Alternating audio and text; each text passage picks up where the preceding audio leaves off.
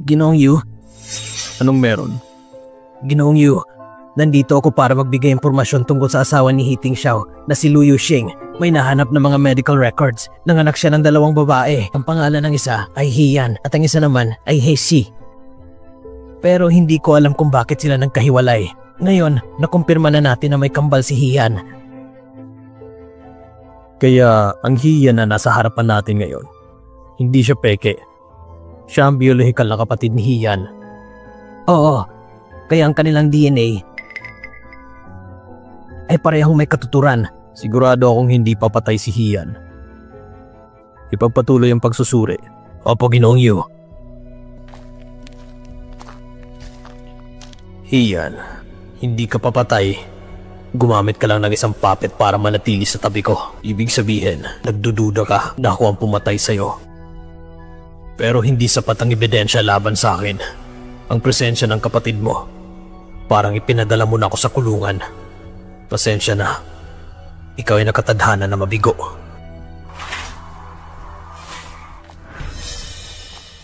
May nakalimutan akong sabihin sa'yo. Ano yun? Pumirma ka ngayon ng kasunduan sa paglipat ng equity. Seryoso ka ba? Ngayon lang. Ang sekretary ni Miss Hina si Lin Xiao. Kami ay hinimok na makumpleto ang mga formalidad.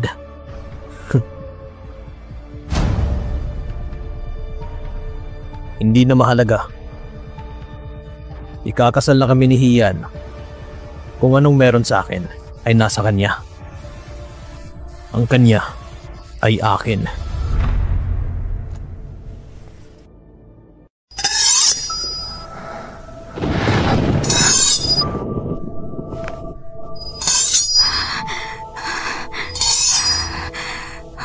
Raymond, gusto mo ba akong patayin?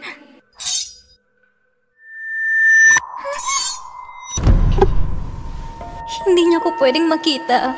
Dapat... Yuga, ano pang hinihintay mo? Simulan mo na.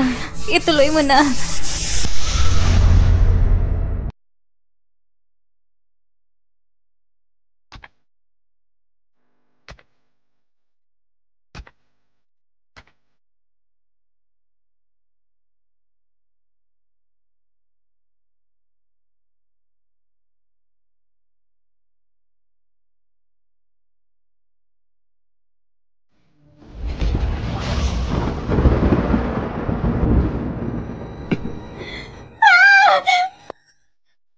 Huwag kang lumapit dito!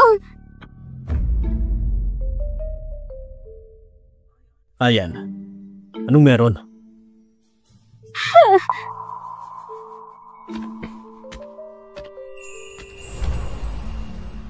Naisip ko lang na may magnanakaw sa bahay. Akala ko wala ka sa bahay. Kaya lumabas ako at tiningnan.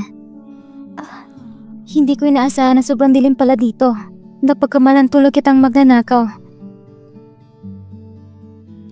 Lumapit ka. Hawakan mo ako. Anong meron? Ginamot ko ang sugat mo. Tutulungan kitang bunutin ng pako. Medyo masakit pero tiisin mo lang. Ano yun?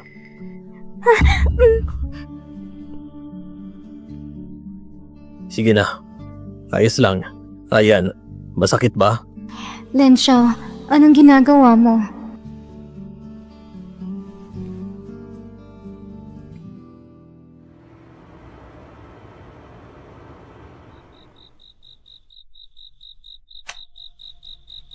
Ayan. Gumising ka ng maaga bukas. Pumunta ka sa kumpanya mga 8:00 ng umaga. Okay? May sorpresa ako para sa'yo. Bago ako na-aksidente, ang huling sinabi niya sa akin, gusto niya daw ako bigyan ng sorpresa. Sorpresa? Natakasan mo na ito noon. Hindi na pwedeng maulit.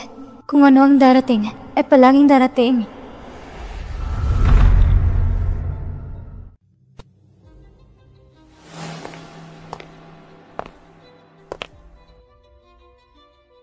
Uncle He! Yuga, pinapunta ko ng tatay mo para kumuha ng isang bagay. Ang init, kaya dinalang ka ni Tito ng isang bote ng Coke. Salamat, Uncle He!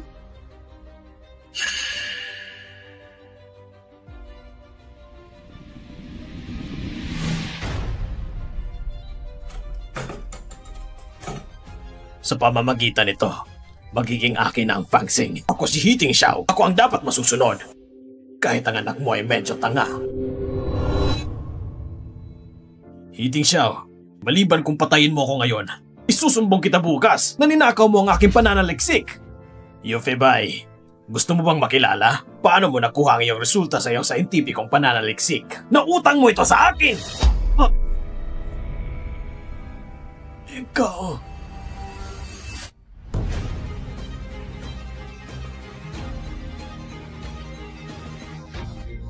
Ikaw at ang paborito mong Fangsing. Mananatili dito magpakailanman. Makinig kayo. Dito mismo, ito ang lokasyon ng Fangsing Building.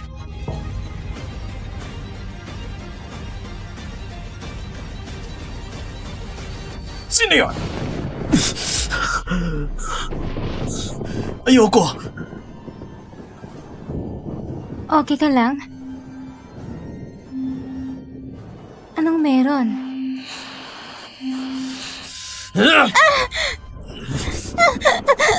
Yuka!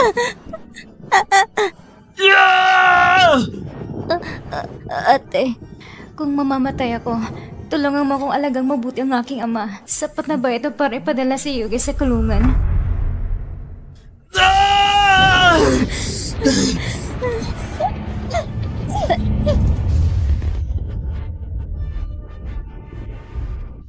Paumanhin.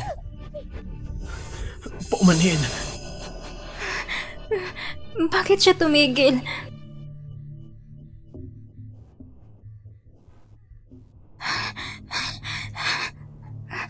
Bakit? Nabangungot ka ba?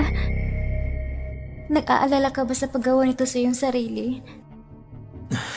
Pasensya na. Nabangungot lang ako. Nasaktan pa kita. Pasensya.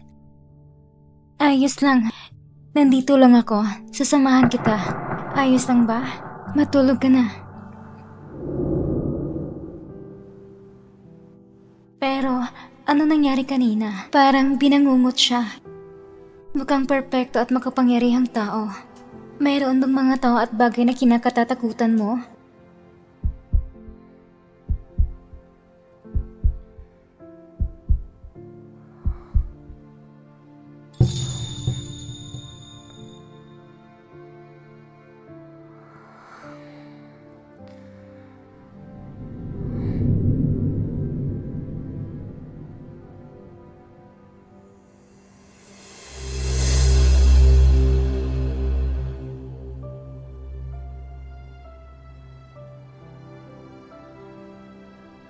Kising ka na? Ano, nakatulog ka ba ng maayos? Ako na naman ang matutulog. Pagkatapos ay papasok ko sa trabaho mamayang hapon. Hindi naman siya magdamag, di ba? Buong gabi niya akong sinamahan. Ayos lang, nandito lang ako. Sasamahan kita. Ang babaeng ito, ibang-iba siya kay Hian.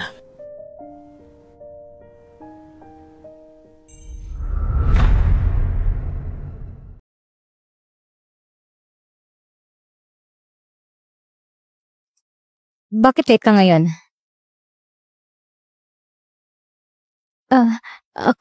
Sige. Kung tungkol sa lalaki at babae, hindi na kailangan sabihin. Mag-seatbelt ka. Ate, hindi mo naiintindihan. Kaya anong meron? Sinaktan ka niya? Hindi. Sige. Ang share transfer agreement ay nilagdaan na ngayon. Hindi ako naniniwala kung hanggang kailan niya ito kayang tiisin. Lian Xiao, ano mong bagay para akusahan siya? Katibayan na yan na sinasadyang pagpatay. Naiintindihan mo? Naiintindihan ko.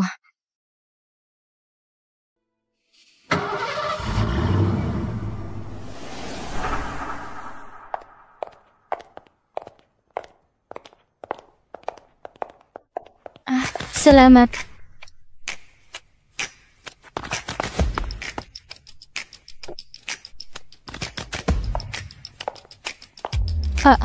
Salamat. Salamat. Salamat. Salamat. Salamat.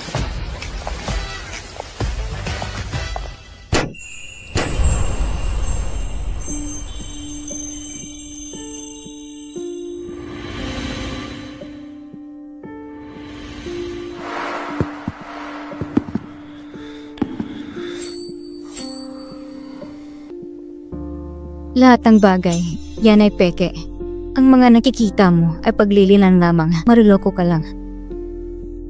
Lin Xiao? Lin Xiao, halika dito bilis. Huwag kang sagabal dyan. Magpo-propose si Ginoong Yu ngayon. Proposal? Matagal ko nang gustong maranasan ito. Ngayon, ako na ang ipopropose.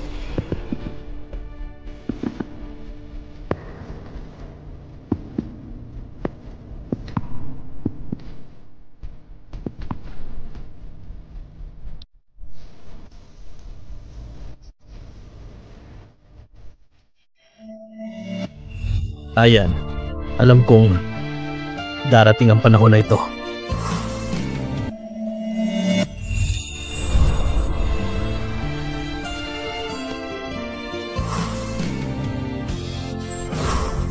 Hindi na ako makapaghintay.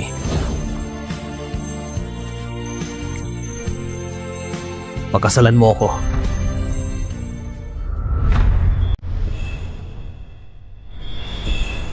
Hindi na ako makapaghintay.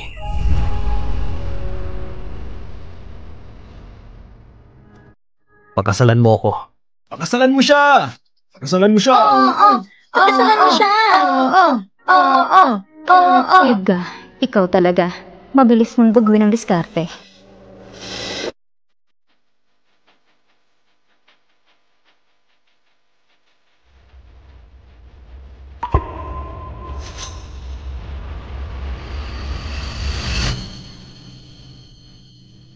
Patawad, Yuga. Natama ng ulo ko siya sa aksidente. Madaming bagay na hindi ko naaalala. Pati na ang nakaraan natin. Kaya hindi ko talaga alam paano tumugon sa iyong nararamdaman. Naiintindihan ko. Pasensya na talaga. Mauna na ako. Ian. Pangako. Tutulungan kitang mabawi yung mga alaala, tapos magiging akin ka ulit.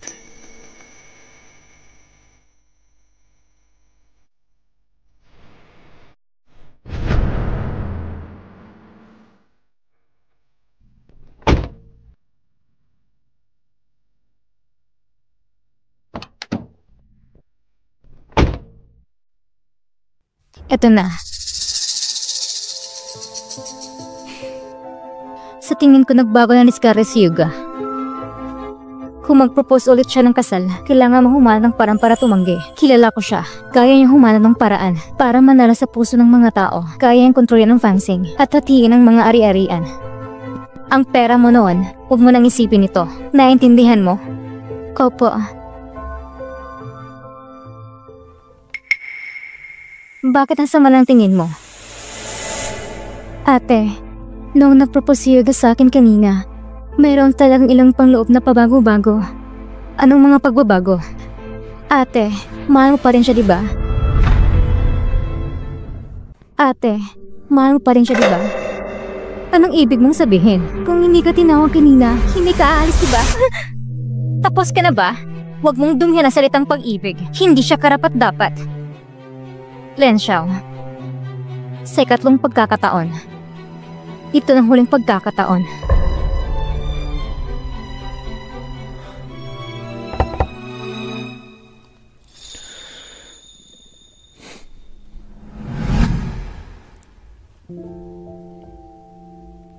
Ayan, natatandaan mo pa ba? Isang taon na ang nakalipas. Ito ang lugar kung saan ako nagtapat sa'yo. Hindi ko na maaalala. Ayan, simula nung bumalik ka, mukhang hindi ka naman nagka-amnesia. Ang kahon sa kumpanya, ikaw mismong nagbukas nito. Ikaw lang ang nakakaalam ng password. Sabihin mo, alin ang mga hindi mo naaalala? Kung hindi, tatanggapin ko na lang na may amnesia ka para maintindihan ko na hindi mo na ako mahal. Ayaw mo akong pakasalan. Pero hindi mo kayang tiisin na saktan ako. Diba? Kung sasabihin kong oo, tatalikuran mo bang ideya magpakasal? Hindi. Yan lang. Pero kailangan kong malaman bakit ayaw mo kong pakasalan. Dahil ba ayaw mo sa akin o may iba ka pang dahilan?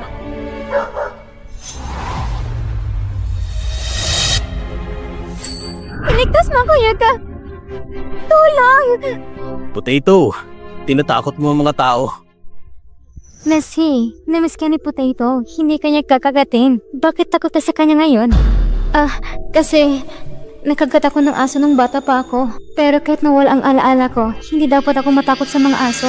Anong gagawin? Sino ba nagpapakain dito sa asong to? Sobrang laki niya na. Pag tumayo to, kasing tangkad na to ni Hian. Bigla itong sumugod kaya normal lang na matakot ang tao. Tama ba, Ayan? Bigla itong sumugod kaya normal lang na matakot ang tao. Tama ba? Oo, hindi naman ako takot sa aso. Sumugod lang ito ng pabigla.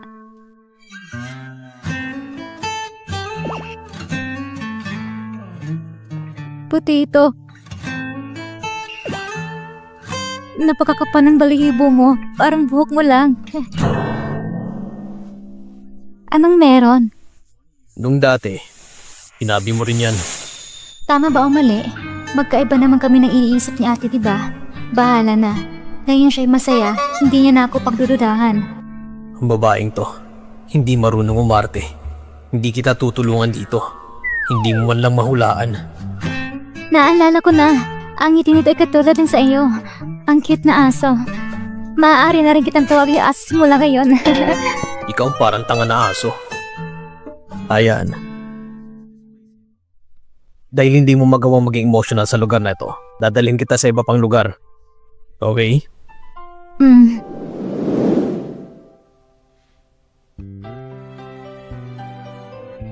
Ang lugar na pupuntahan natin, malayo ba? Medyo malayo sa lugar na to. Bakit? Sa lugar na iyan, may espesyal ba?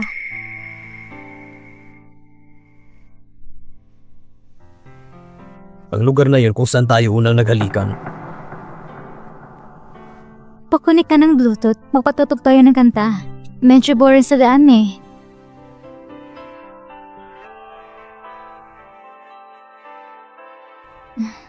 Itong paborito kong kanta. Maganda bang pakinggan?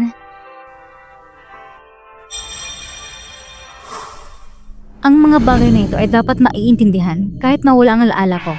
Hindi ito madaling baguhin. Ang paboritong mga awit, My Day, Transform Stubbornness.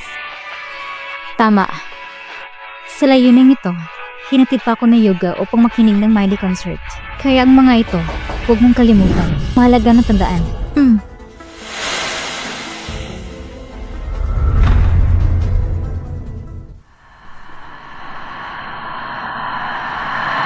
Ano? Pinipilit mo pa rin kahit wala nang My Day? Laging manid ang mga tao. Ang salitang ito talaga, mayroon din tinatawag na time range. Paano naman ako?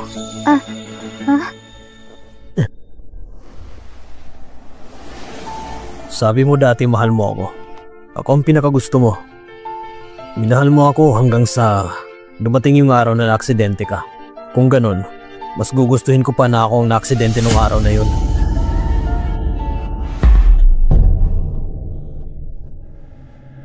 Ano ba? Sino ang nagsasabi nito tungkol sa kanilang sarili? Kung mamatay ako, may pakialam ka sa akin. Ngayong buhay ako, anong pinagkaiba ko na matay na lang ako? Densha, huwag kang magpadala sa mga matatamis na salita. Kakaiba na to. Tara na.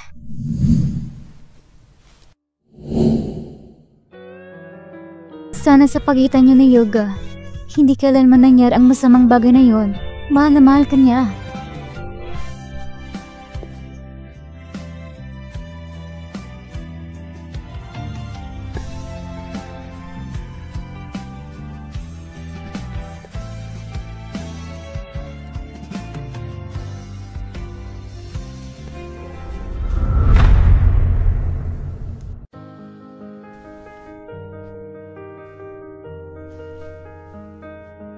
Hinalikan ako ng isang babae. Yaga!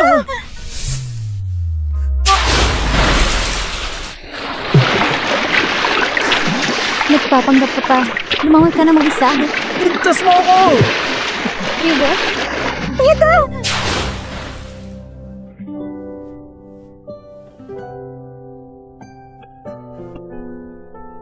Ayan. Kailan ka natutong lumangoy? Katapusan ko na. Masyado kong balisa kanina. Takot lumangoy si ate. Nakalimutan ko.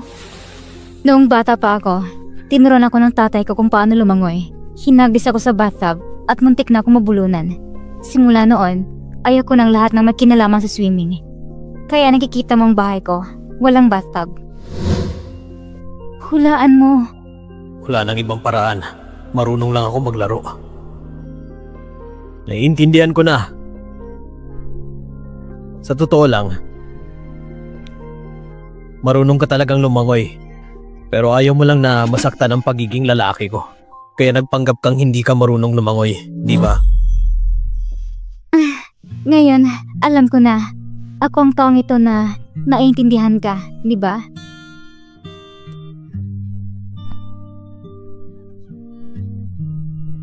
Ang babaeng to, bobo pero cute. Sobrang kakaiba. Ito ang unang beses na naprotektahan ako ng isang babae. Mukhang maliit, pero mas matapang kaysa sa iba. Ayan. Huh? Naniniwala ko na kahit mawala ang memorya mo, magmamahalan pa tayo ulit. Muli? Pag-ibig? Ito. Magandang binibini. Kilalanin natin muli ang isa't isa. Ang pangalan ko ay si Yuga.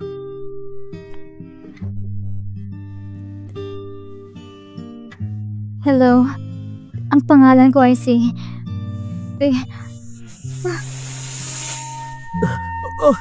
Ayan! Ayan!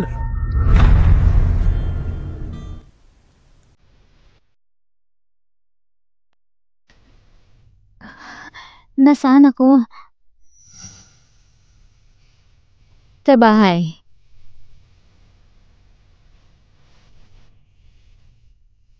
Pumunta si Yuga sa kumpanya. Tawagin mo ako. Hayaan mo alagang kita ng mabuti. Nakita na ng doktor. Sabi niya labis kang kinakabahan. Kaya nahimatay ka. Sabihin mo sa akin. Anong ginawa sa iyo ni Yuga kagabi? Dinala niya ako pabalik sa mga dating lugar. Gusto niya maaalala kong mga alaala sa pagitan ninyo. Muntik na akong mahuli. Ngunit sa katalinuhan ko, matagumay ko siya nalapasan. Sa tingin ko, sa anibersaryo, dapat matanto ni Yuga tulad ni Mr. Yan sa akin at sa aking ama. Isang tapat na tao na hindi kumbinsido sa kanya. Hindi sila titingin, siya ang fiancé ko. Medyo may bias ako sa kanya. Sa halip, siya ang pinakamalaking balakid sa daan patungo sa kapangyarihan. Pagkatapos, ay pagsapalar ang pagpatay sa iba. Mas gusto kong maging puppet niya. Kaya pala siya aktibong isulong ang kasal. Pero sa totoo lang, hindi ko rin alam hanggang kailan ako magpapanggap. Isa siya sa pangkalahatang tao. Mahirap siyang tanggihan. Sinabi ko sa'yo, tingnan mo to. Nagsisimula pa lang tayo ngayon. Inilistan niya ang 100 bagay ng ginawa niyo ng magkasama. Ito? Wala akong maaalala. Nagawa ko yung mga bagay na ito sa kanya. Hindi bale. Ngunit kailangan mong suriin ang iyong sarili. Ako? Gagawin niya ang diskarteng ito. Isang malaking dahilan ay dahil hinayaan mo siyang isipin na may pagkakataon ka. Ate, ako... Ano? Hindi mo naman siya magugustuhan, di ba? Ay, hindi Kahit papano, siya rin ang aking bayaw. Dating bayaw. Yun bang punto, Lin Xiao? Ang punto ay, isa siyang mamamatay tao. Ano ang dapat natin gawin? Nalaman ko. Sa loob ng 1 taon, muntik na akong pinatay ni Yuga. Doon sa kumpanya, may mga tao siya sa bawat departamento at lahat sila senior shareholders. Kahit na inaabot niyang kanyang mga bahagi, ngunit ang tunay na control nasa kamay pa rin niya. Kahit na magdaos ako ng shareholders meeting, hindi siya ma-dismiss. Ate, dapat siyang padala sa kulungan.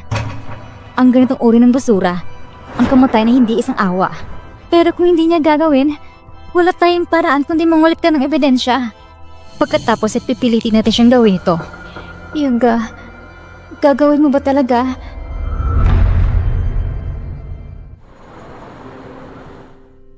Mas binibigyan mo ng pansin. Ayan, nakabalik na ako.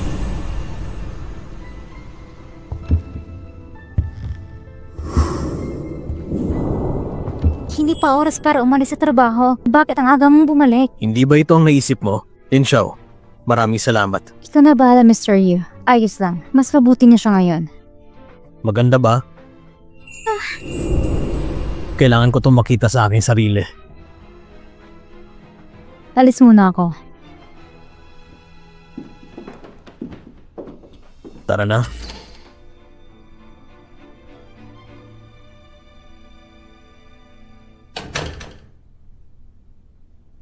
Ang kapaitan ni Yuge ay may hangganan. Hindi niya ginagawa ang anumang bagay na hindi karaniwan o hindi inaasahan. Pagdaragdag ng pasanin sa iba. Ngunit ngayon, umuwi siya ng maaga. Yuga, parang wala na akong tiwala.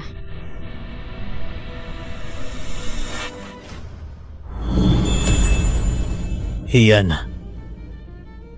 Sa tingin ko naisip mo na hindi ako makafocus sa trabaho. Sabihin mo, anong gagawin natin? Anong problema mo? Dapat mong lutasin ito.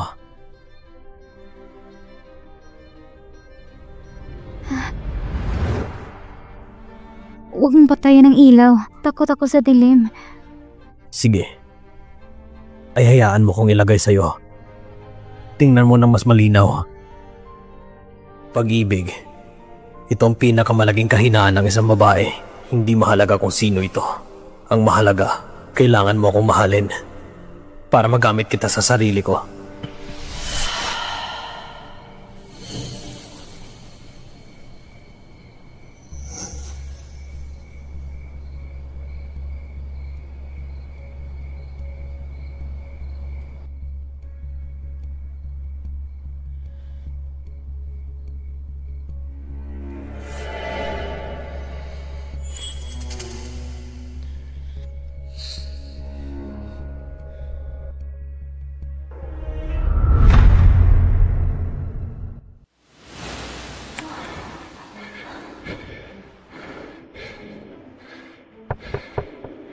Pumasok ka. Anong tinitingnan mo? Bakit ang saya mo? Yuga, ang bastos mo talaga. Bakit? Nanonood ako ng video namin ng fiancé ko. May mali ba? Hindi mo gagawin? Gusto mo bang pekeng ito? Baliw ka ba? Bakit hindi ka pa umaalis? Ang resignation procedures mo ay malapit nang matapos. Yuga, pinagtaksilan mo ba ako? Wala kang nasabi. Teka. Kung naiisip mo talagang pinagtaksilan kita, nung nagipagpustahan ako sa'yo, hindi ka dapat tumaya sa akin. Kasi yun ang gusto mo. Hindi ka ba natatakot na isusumbong kita? Pakiusap. Alam ko. Sino ngayon ang maniniwala sa sasabihin ko? Ano mang akusasyon laban sa'yo? Sa huli, sila ay mapuputungan. Mahal, pero hindi nakukuha. Sa tingin ko ay may utang ako sa iyo sa aking nakarang buhay. Pumunta ka dito para sabihin ito. Makakaalis ka na. Ang hiyan mo, nahanap ang portfolio niya. Ang hiyan mo, nahanap ang portfolio niya.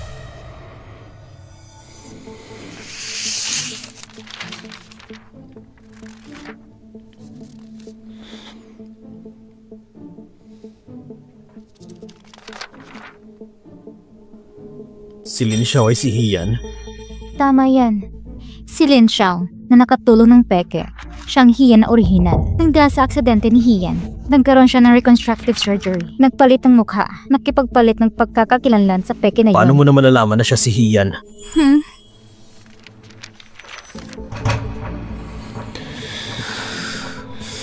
Hindi ako nagdududa.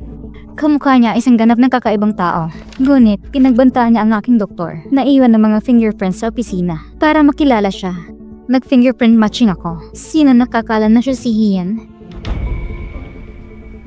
Naiintindihan ko na. Pagkatapos, tinanong ko isang tao pang suruin muli. Ang pangalan Lin Xiao. Gusto kong makita kung para saan niya ginagamit ang pagkakakilanlan na ito. At kung anong ginawa niya, walang mga resulta. Susuko na sana, sa wakas, nahanap ko. May isang tao, kamukhang kamukha niya si Hiyan. Kaya ngayon, si Lin Xiao ay si Hian? Si Hian ay si Lin Xiao? Tama, si Lin Xiao mula pagkabata ay inampun na isang lalaking nagngangalang Lin Shuiping. Itong mga taon, ang mag-amay palaging umaasa sa isa't isa. Sa kasamaang palad, si Lin Shuiping ay nasa huling yugto ng pagkabigas sa bato. Hindi bababa sa maling ang operasyon. Kaya si Hian ang magbabayad sa mamahaling gastos ng paggamot para takutin ang puppet niya. Hayop ka! Wala kang puso! Mapaparusahan ka! Ginoong Yu, nakita na tayo noon at hindi mo ako naiintindihan. Paumanhin. Ayan, nakabalik na ako. Paano naman? Ang delikadong lugar ang pinakaligtas na lugar. Hindi mo ba inaasahan? By the way, salamat. Pero hindi ko maiintindihan. Bakit mo binalikan na magulong daanan na to? Hindi mo sinabing mahal mo talaga si Hian. Ngayon, alam mo ba kung nasaan siya? Sige na. Gusto kong makita. Paano mo siya patuloy na mamahalin?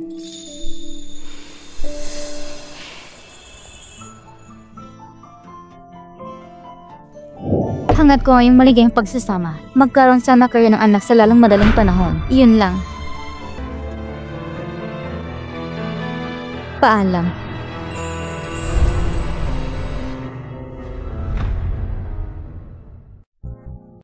Lin Xiao.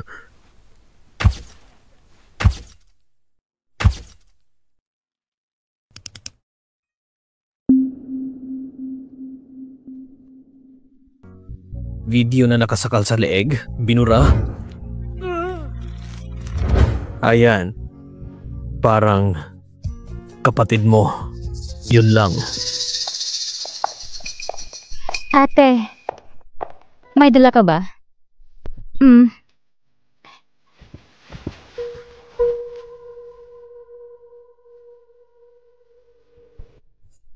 Ay ate, si Yuga, naglinis ng isang gabi. Natakot akong malaman niya.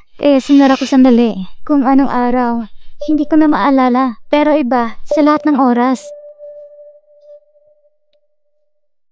Bagaman, iwan ko kay Yuga. Ano napapanaginipan niya. Pero naniniwala ko, ang kanyang takot ay totoo. Ayaw kong gumawa ng pagsisinungaling sa kapatid ko. Teka lang ate. Ihatid ko muna ang mga gamit ko. Mauna na ako.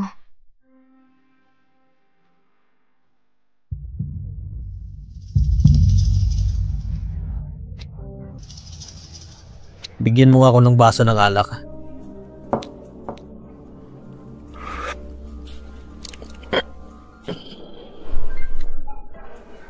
Bigyan mo nga ako ng isang margarita. Okay po, sir. Sigang, matagal na kitang hindi nakita. Mahabang usapan na naman to. Ang tunay na Hian. Natagpuan ko.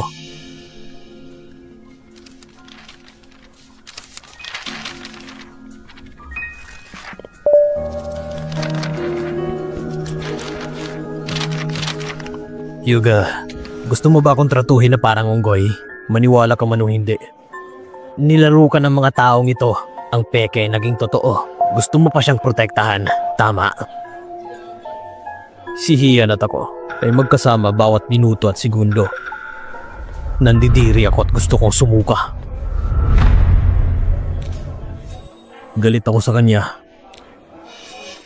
Naiinis din ako sa sarili ko. Sir, ang margarita mo. Salamat. Huwag mo kong tignan ng ganito. Hindi ko kailangan ng awa ng kahit kanino. Di wag.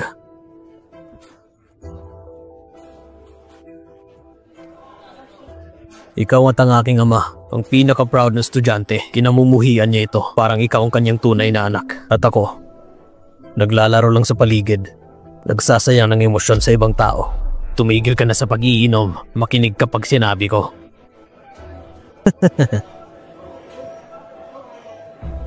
Paano naman yung peke? Anong balak mo? Paano mo to haharapin? Ang kanyang pangalan ay Lin Xiao.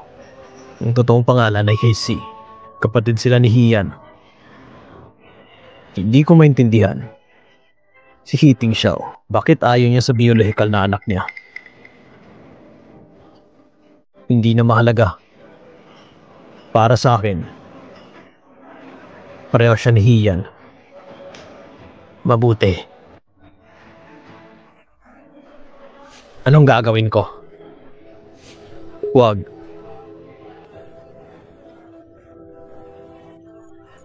Huwag mo siyang saktan. Kailangan ng Fangxing ang totoong Hian. Siya ay kapaki-paginabang sa akin. Makikinig ba siya sa'yo? Bakit naman hindi? Gusto ka niya? Mga Ginoo, ito na pong inumin nyo.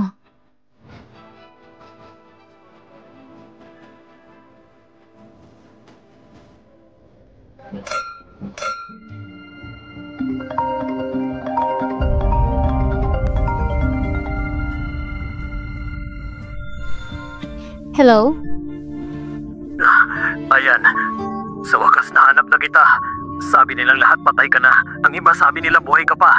Hindi madali para sa akin. Nagtanong ako ng phone number mo. Kaya bigyan mo ako ng isa pang pagkakataon. Huwag na nating palampasin pa. Patawarin mo ako. Okay? Sino ka? Ngayon, pati boses ko. Hindi mo na maalala.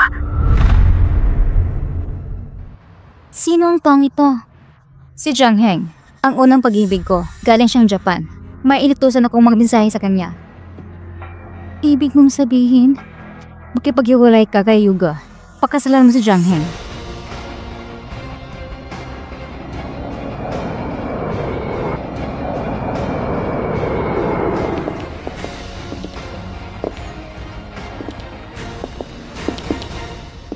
Teka lang po, kailangan mo po ng appointment para makapasok ka dito. Sino bang hinahanap mo? Hinahanap ko si Hian. Teka, bago yun, puntahan ko muna si Yuga. Si Vice President Yuga. Sabihin mo sa akin kung sino ka, para ako na magtanong para sa'yo. Ano to? Ibigay mo yan kay Hian. Sabihin mo nakabalik na ako. Hintayin mo kami ni Yuga. Pagkatapos namin mag-usap, babalikan ko siya. Sino ang taong ito? Pigilan niyo siya ngayon! Tulungan mo ako dito. Ipadala mo ito kay Ginang He. Bihin mo, galing to sa lalaking di natin kilala. Yuga! Napakakapal talaga ng mukha mo. Pumasok ka.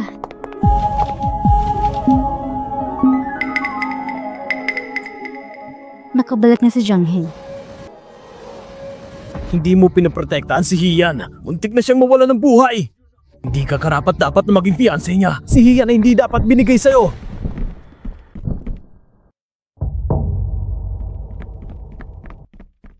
Hayaan mo na.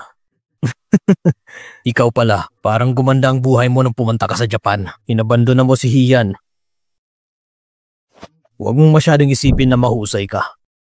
Hindi ko siya gusto. Gusto ko lang nahintayin niya ako, pero hindi siya pumayag. Ngayon, nakabalik na ako. Hindi ako papayag na iiwan siya ulit.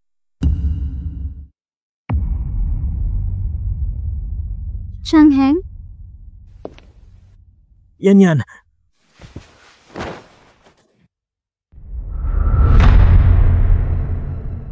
Gago.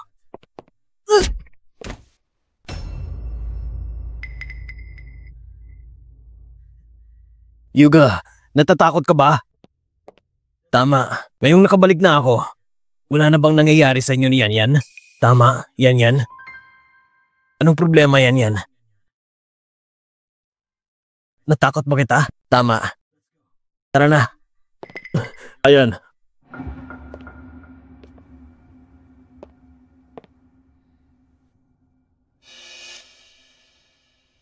Yuga, masyadong emosyonal lang siya ngayon. Kakausapin pa siya. Umuwi ka muna at hintayin ako. Okay? Alas 7 na ngayon. Bago mag alas 9, dapat nakauwi ka na. Ipadala mo sa akin ang lokasyon kapag dumating ka na. Pero di bale. Lin Xiao, samahan mo si Ayan.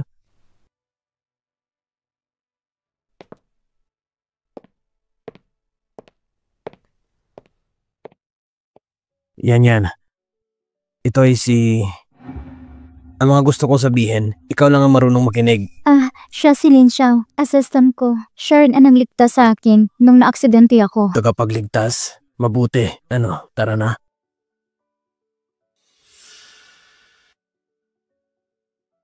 Di na bale. Mahal ko si Ian. Ang bagay na to ay alam ng buong mundo.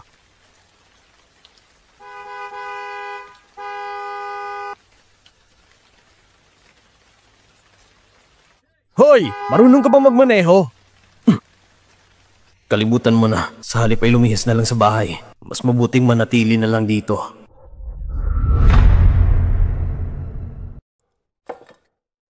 Yan. Nabusog ka ba? May tanong ako sa'yo. At sagutin mo ako ng totoo, okay? Sige. Anong tanong mo?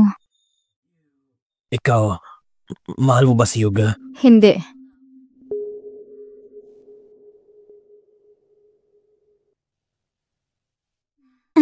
Jangheng, anong gagawin mo dito? Ang gusto kong gawin, depende sa sagot sa tanong na yon. O kaya, palitan ko ang tanong. Sabihin mo. Nasa puso mo pa ba ako?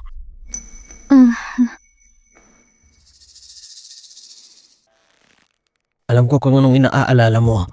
Engaged na kayo ni Yuga. Malakas ang loob mong mag-alala tungkol sa iba. Paano mo ako nakikita ngayon? Pero bago magpakasal, lahat tayo ay may karapatang pumili. Kung hindi mo siya mahal, dapat iwan mo siya. Magpakatotoo ka, mas mabuti maghiwalay. Ito ay pagiging responsable sa isa't isa. Ang mga bagay na ito ay parang inuming tubig. Yun ang mas mahalaga. Ate, ang swerte mo naman. Sa mundong ito, maraming taong minamahal ka. Kailangan mo ba talagang samantalayan yung taong nagmamahal sa'yo? Ipangako mo sa kanya. Jangheng, patawad. Kailangan ko ng oras para isipin ito.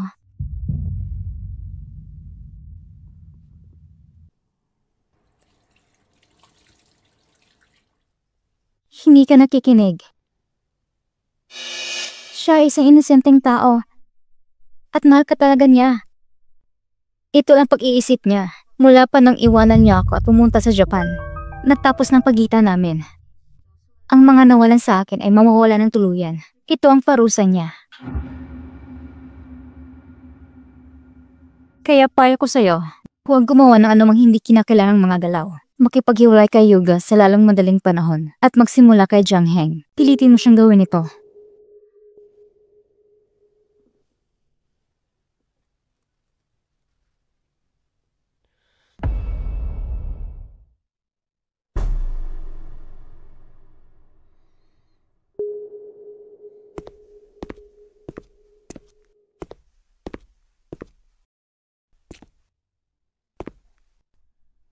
Umuwi ka na. Umuwi ka na.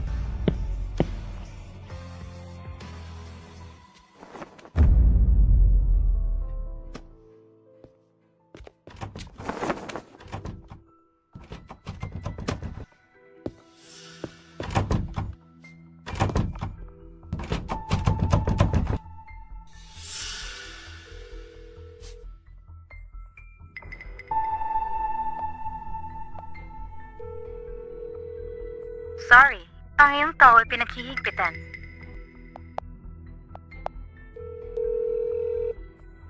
Hello? Hello, Yuga. Bakit mo ako kinulong? Ayaw mo ako makipagkita kay Jangheng, di ba? Tumawag sa akin ang iyong doktor. Sabi niya na kailangan mo pahinga ng mabuti. Nawalan ka ng malay kanina. Ito ay dahil sa aksidente na nangyari sa'yo. Si Jangheng ang nagpapasakit sa'yo. Para sa kapakanan mo, hindi na kayo pwede magkita. Yuga, anong pinagsasabi mo? Ikaw ito nagpaparusa sa akin. Parusa? Ang mga taong nagkakamali ay dapat parusahan. Saan ka ba nagkamali? Para ako sana isang tao? Ayan. Ang kalusugan mo ngayon ay hindi masyadong mabuti. Diyan ka lang sa bahay. Hintayin mo ako makauwi. May gagawin pa ako. Lin Xiao, ipagpatuloy mo. Si Jangheng at Hian, paano sila nag-usap? Lin Xiao, ipagpatuloy mo. Si Jiang Heng at Hian, paano sila nag-usap? Umaasa si Mr. Jiang na makipag-iwala siya sa'yo. Papakasalan mo ba siya? Oh, bakit siya? Ang mga orihinal na mga salita ni Ginoong Jiang, bagong pakasalang lahat, ang bawat tao ay may karapatang pumili. Kung hindi ka mahal ni Hian, dapat maging tapat siya sa'yo at huwag ang intindihin ang hiwalayan. Kaya dapat responsable para sa makabilang panig. Kung tutuusin, ang mga bagay tulad ng damdamin, yun daw ang mas mahalaga. Pero paano ang nararamdaman ko? Si Ayan, dati, kapag magkasama kami, mas masaya. Bagamat tinatanggihan niya ito, pero parang ang mga damdamin sa pagitan namin ay medyo mas maganda bago nangyari yung aksidente. At sa tingin ko, kaya hindi niya tinanggap ang aking proposal kasi sinusubukan niya lang ang aking sinseridad. Ano sa tingin mo? Mr. Yu, hindi yata ko qualified para suriin ang iyong relasyon. Sa totoo lang, bago bumalik si Ayan sa pagka-aksidente, parang may nag-iba sa kanya. Masyado kang sensitibo. Nagkaroon lang siya ng partial amnesia. Magkaiba siya sa dati at sa ngayon. Parang, paano sabihin, mas matyaga, mas cute, at mas madalas magsabi ng kalokohan. At gumagawa ng mga common sense na bagay. Pero ganyan siya. Siya ay hindi inaasahang mas malakas. Naging matapang din. Sa araw-araw na kasama ko siya, sobrang saya ko. Pero may gusto kong tanungin sa'yo. Ang dating Miss He, anong klaseng tao siya? Ang dating Miss He, anong klaseng tao siya? Sinasabi ko sa'yo, dapat hindi mo tumasabi sa kanya. Nagsabi niya, tinatraidor ko daw siya. Magkakatiya ka. Ang dating siya, sa 4 na salita, layuan mo. Ma-pride, malaya, walang kailangan, pati na ako. Hindi kanya kailangan? Bakit magkasama kayo? Dahil ito sa pagkamatay ng ama niya, nasaktan siya ng sobra. Nangyari lang ang presensya ko ay maaari ito makagambala sa kanya. Nung magkasama kami, hindi niya iniisip ang tungkol dito. Pero nasanay na ako pagkatapos. Mabuti na to para sa kanya. Yun lang. Meron ding binangungot ako ng isang gabi. Pagkagising ko, aksidente ko siyang nasaktan na halos sakalin siya hanggang mamatay. Pero hindi niya ako sinisisi. Mas maalaga siya ngayon. Mas nagmamalasakit siya sa damdamin ko. Ano? Pero sa video, hindi ko nakita. Maaari bang? Kagabi, naglinis si Eugen ng mag-isa. Natatakot akong malaman niya. Kaya sinara ko agad. Pero meron yung iba. At sa gabing yun, sinamahan niya ako hanggang madaling araw. Kaya Lin Xiao, sabihin mo, mahal niya ba talaga ako? O hindi niya pa rin ako mahal? Tungkol sa kung ano mga tinatanong ni Jiang Heng, paano naman siya sumagot? Sabi ni Miss He, pag-iisipan niya daw. Mr. Yu, kung wala ka ng tanong, aalis na ako. Bilang karagdagan, illegal mo ikinulong si Miss He. Gumagawa ka ng isang krimen. Kung umabot ng 3 araw, hindi ko pa makita si Miss He. Pasensya ka na lang. Tatawag ko ng pulis.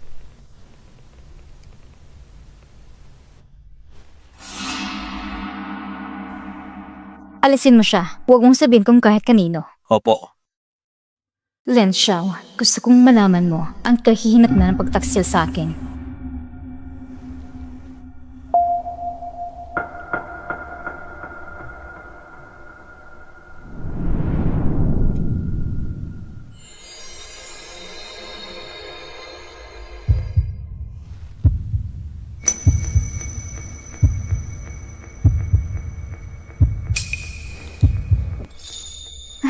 Nakabalik ka na. Gutom ka na ba? Heto na. Kainin mo habang mainit pa. Hindi pa kita nakitang magluto. Ang sarap. Kumain ka pa. Pagkatapos ng kumain, mamasyal tayo. Gusto mo bang tumakas? Bakit naman ako tatakas? Ito 1 milyon. Isipin mo na lang humihingi ako ng tawad. Narito ang 1 milyon. Ibibigay ko sa'yo para panghingi ng tawad. Ano? Ang 1,000,000? Hindi ba mabibili ang ngiti ng isang kagandahan? Kaya, ito. Ano? Patawad, tatay. Kahit sa perang ito, kaya na kitang ipadala sa ibang bansa at sa pinakamahusay na hospital para sa paggamot. Hindi ko kayang pagtaksilan ng kapatid ko. Ayan. Para sa'yo. Kaya kong ibigay ang lahat. Hanggat manatili ka sa akin. Ate, mahal ka talaga ni Yuga. Gusto kong hanapin ang katotohanan na hindi siya mamamatay tao. Ibalik ko siya sa iyo sa lalong madaling panahon kung hindi ako. Bakit ang pula ng mukha mo?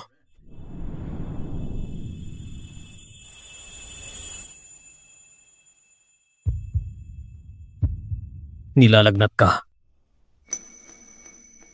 Lin Xiao, sumuko ka na. Hindi. Hindi.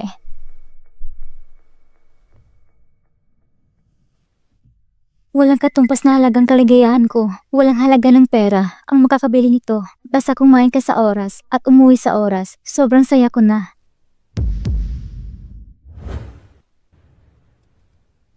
Hifebay, matanda ka na. Para gawin itong pera bawat buwan. Wala akong oras na sayangin ka. Mama! Mama, wag kang umalis. Mama, wag mo akong iiwan. Anak, si nanay at si tatay mo ay hindi na masaya magkasama. Kaya aalis na lang si mama. Umasa ka rin, araw-araw na masaya si mama. Bakit hindi masaya si Mama? Makinig, paglaki mo, maiintindihan mo ito. Sana huwag mong tularan ng iyong ama. Kawawang tao na ito. Mama.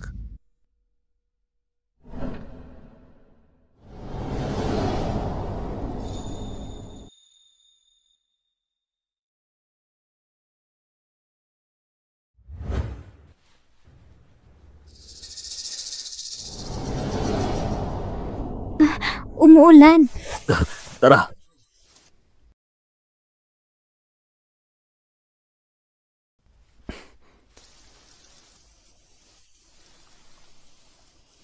Nabasa ang ulo mo.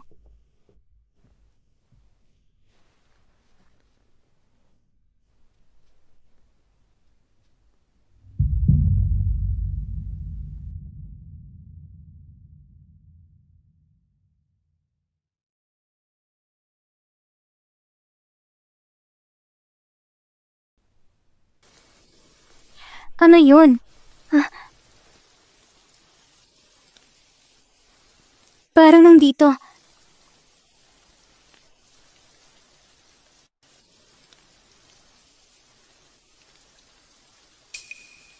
Iniwan ito ng may-ari nito. Ayos lang.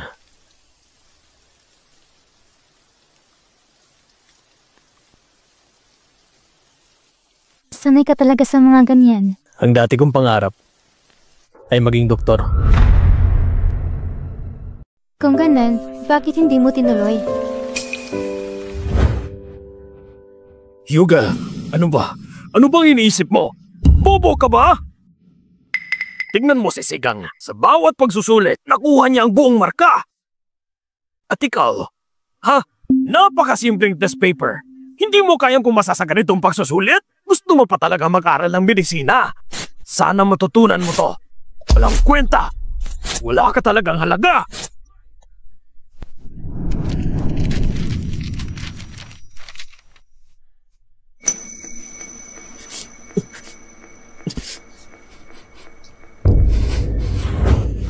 Pero, kaligayahan mo yun. Iyon ang pinakamahalagang bagay. Ang pagiging pinakamahusay ay hindi ang layunin. Magsaya ka sa paggawa nito. Iyon ang layunin. Kung ganon, hindi masaya ang ama ko. Huwag ka na mag-aral ng medisina. Magbago ka na. Wala nang makakalampas pa kay Sigang. Huwag mong hayaang pagtawanan ako ng ibang tao. Ang anak ni Yufei-bai ay hindi kasi galing na sarili niyang mga estudyante. Mga bagay na hindi mo kayang gawin. Huwag mo lang ulitin. Wala kang karapatang pumili. Naintindihan mo? Paano ko ipipilit ko? Naglakas loob kang sagutin ako? Pagkatapos kitang alagaan para mabigay ang buhay nito, ang buhay mo, hindi ka magpapasaya.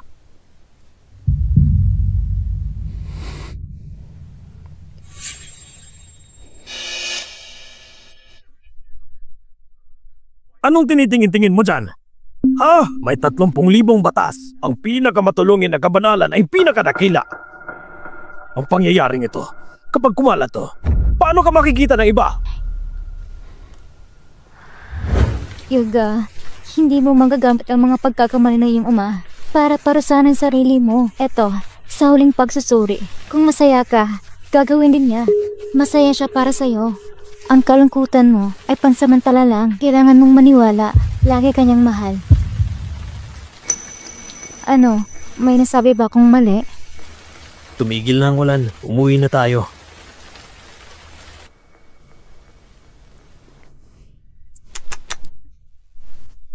Inampunan natin ito. Bigyan natin siya ng pangalan.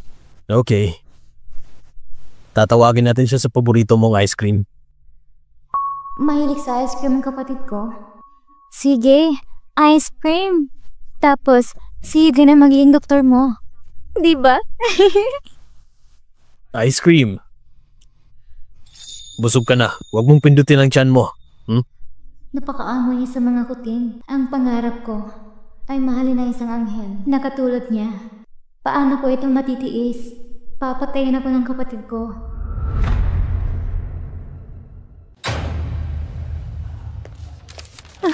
Dok, nasaan ang tatay ko? Alam mo ba? Kahapon, nandito lang siya.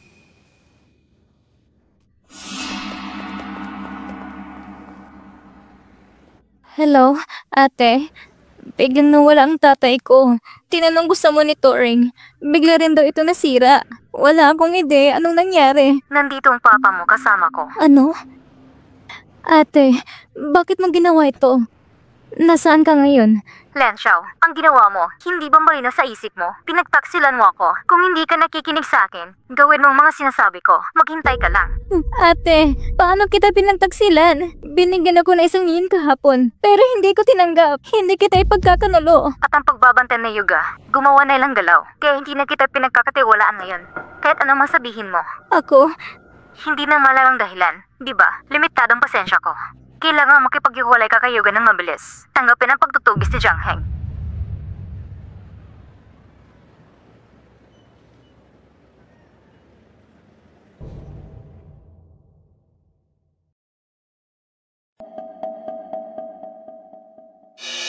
Anong meron? Yuga, hiwalay na tayo.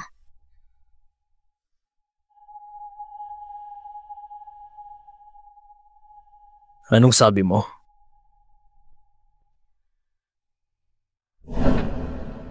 Yuga, hindi ko pa kayang alalahanin ang mga alala sa pagitan natin. Wala nang ibang paraan para mahalin ka ulit ang pagmamahal ko. Di mo nararamdaman bago ako nagka-amnesia. Wala na akong sinseridad sa'yo. Patawad. Maghiwalay na tayo.